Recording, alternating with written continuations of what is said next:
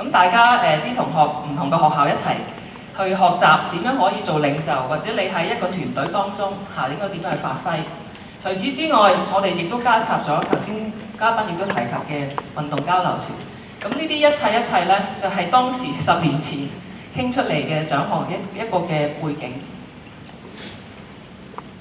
我哋咁多年嚟，其實呢，我哋亦都有好多嘅朋友。呢個獎項除咗好多支持機構之外，我揾翻呢幅相出嚟，當年呢，第一屆頒獎禮，係林鄭月娥司長呢亦都有出席。咁當時佢係民政事務局常任秘書長。佢仲記得我哋呢個活動，所以今年10週年亦都喺特刊入邊咧俾咗一個賀詞俾我哋。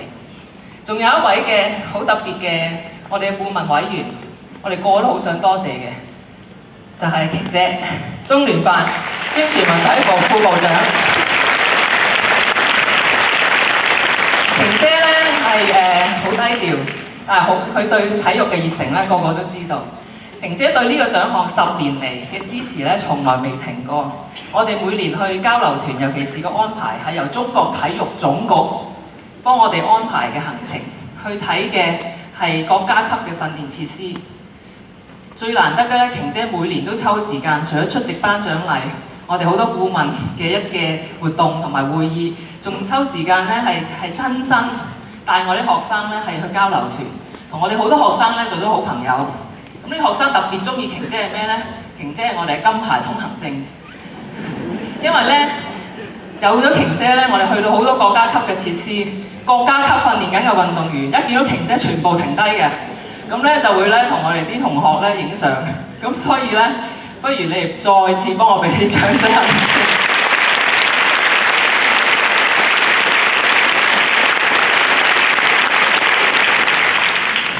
我哋呢個獎項即係嘅成就，除咗見到8300位嘅同學得獎，有好多好朋友。亦都凝聚咗好多嘅義工朋友。我想介紹呢，就係一班嘅家長義工。呢班家長義工呢，好難得見到佢哋上台嘅。10年嚟，每次嘅頒獎禮呢，都會呢係嚟到幫手，唔係淨係今日喎，今日6點幾嚟咗㗎啦。尋日全日喺度幫我哋做彩排嘅。我哋嘅家長義工佢哋嘅子女都係我哋屈臣氏田徑會嘅，咁多年嚟都幫忙。我哋每一次多謝佢，其實都揾唔到佢哋，因為其實佢哋好忙嘅。咁所以而家我叫佢哋出嚟同大家見面3秒，佢哋要走㗎啦。咁希望俾啲掌聲我哋嘅家長義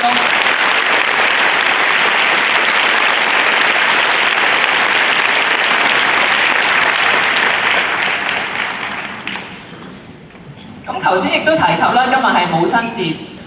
我亦要介紹另外一批義工，今日入嚟嘅同學咧，應該係攞到一個好特別嘅紀念品嘅，係一個手織花。咁等我俾啲圖片大家睇下先嚇。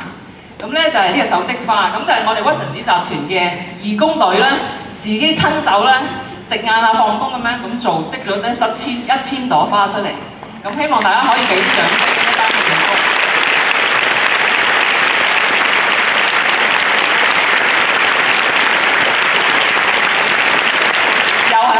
佢上嚟，因為其實喺幕後咧做緊好多嘅工作，咁而家去翻去工作崗位。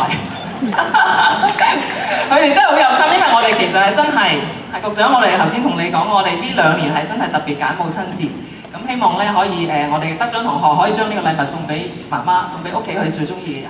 咁我哋就諗住買一啲禮物嘅，咁我哋義工隊都知道咗，冇啦，我哋自己做咧就可以啦。咁所以佢哋真係lunch 嘅時間，我見到佢哋織完又攞入嚟我哋 office 西低，咁啊一路儲咗咧，就係900幾朵，就係今日送俾各位嘅我哋嘅得獎嘅同學嘅。頭先咧我有一個 slide 出咗嚟咧，係有啲數字，因為今日我哋嘅嘉賓都講咗好多啦，10年裏邊8300個得獎學生，但係我畫多咗幾個0喎。點解咧？因為其實咧，我就好相信。得獎學生每人同身邊10位嘅家人或者同學去到分享，令到佢哋可能對運動嘅興趣增加，或者係參與運動，咁可能已經接觸咗83000個。但係你知啦，今日我哋嘅同學咧，其實佢哋嘅社交圈子都幾大㗎，一個發個 Facebook 或者係其他WeChat 咁樣，可能咧去接觸到100個人。咁講緊咧已經係83萬個人。咁咁其實我哋屈臣氏集團好相信係用呢一個獎項，希望令到全港喺學界入邊，或者係我哋我哋學生嘅屋企，亦都開始係充滿呢個體育氣氛。咁呢個咧亦都係呢個獎項背後一個意義嚟嘅。咁最後。